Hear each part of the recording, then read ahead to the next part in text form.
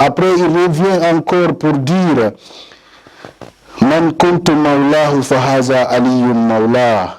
Qui dont j'étais son maître, Ali en est son maître. C'est-à-dire après lui, que c'est Ali ibn Abi Talib qui est le maître des croyants.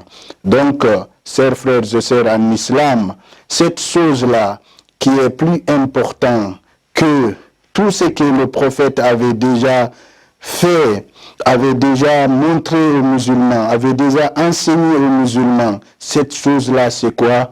C'est l'imam, c'est la succession, c'est celui qui va prendre la place du prophète alayhi salatu wassalam après lui.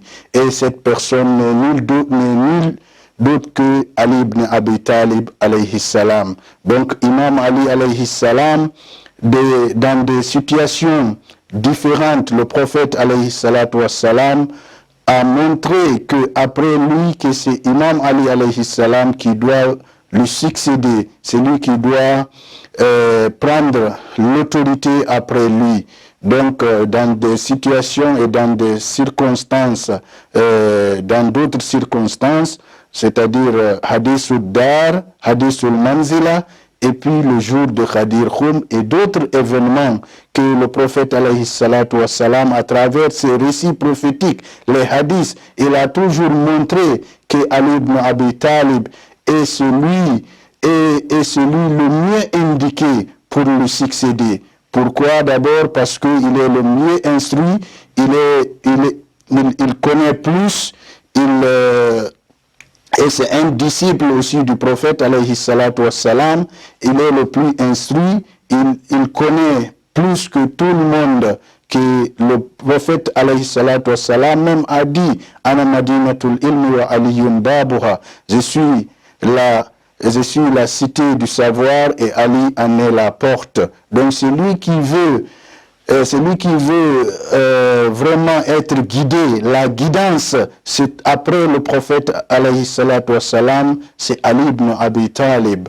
Donc c'est Ali ibn Abi Talib qui est celui qui doit guider les gens après le prophète alayhi. C'est pourquoi le prophète alayhi salatu wassalam, dans son discours de Khadir Khoum, à la fin, il n'a pas terminé sans demander à Allah subhanahu wa ta'ala. Il dit Allahumma adril haqqa ma'ahu haysuma dara.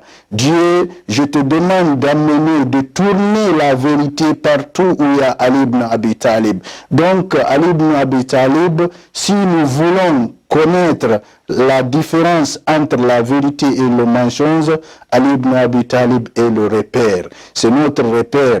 C'est lui que le prophète a dit Anta qasimul jannati wan nar.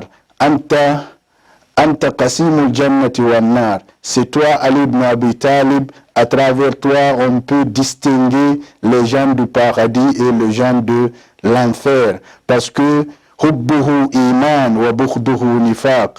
Parce que aimer Ali ibn Abi Talib, c'est la croyance, et le détester, le haïr, être hostile envers lui, c'est la mécréance. Donc Ali ibn Abi Talib, c'est le maître. Comme on a le droit d'obéir le prophète en son vivant, après lui, après sa mort, Ali ibn Abi Talib, qui doit le succéder et qui doit prendre sa place. C'est pourquoi il a montré ça le jour de Khadir Khoum. Et puis il ne s'est pas limité là encore. Il nous a demandé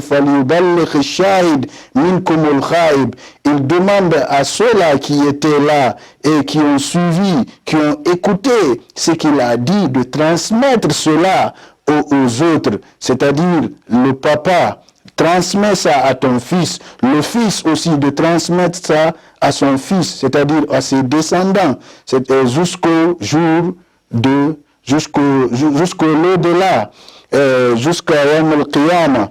Donc le prophète alayhi salatu wassalam a demandé cela, et c'est pourquoi nous avons l'obligation, nous aussi, de vraiment venir tenir ces propos qui sont un peu cachés pour beaucoup de musulmans. aujourd'hui, ils ne le savent pas. Ils pensent que c'est des paroles que les chiites parlent. Non, c'est des paroles que le musulman parle. Parce que la religion sans la wilaya, sans l'autorité, ce n'est pas une religion. Donc ceux qui gardent ici cette religion, c'est la wilaya. Chers frères et sœurs en islam, donc notre temps est fini. Nous allons nous arrêter ici. Nous vous disons bonne fête de Eid al-Khadir et pour tous les musulmans partout dans le monde. Wa akhiru da'wana anilhamdulillahi rabbil alamin. Wassalamu alaikum wa rahmatullah ta'ala wa barakatuh. اليوم أكملت لكم دينكم وأتممت عليكم نعمتي اليوم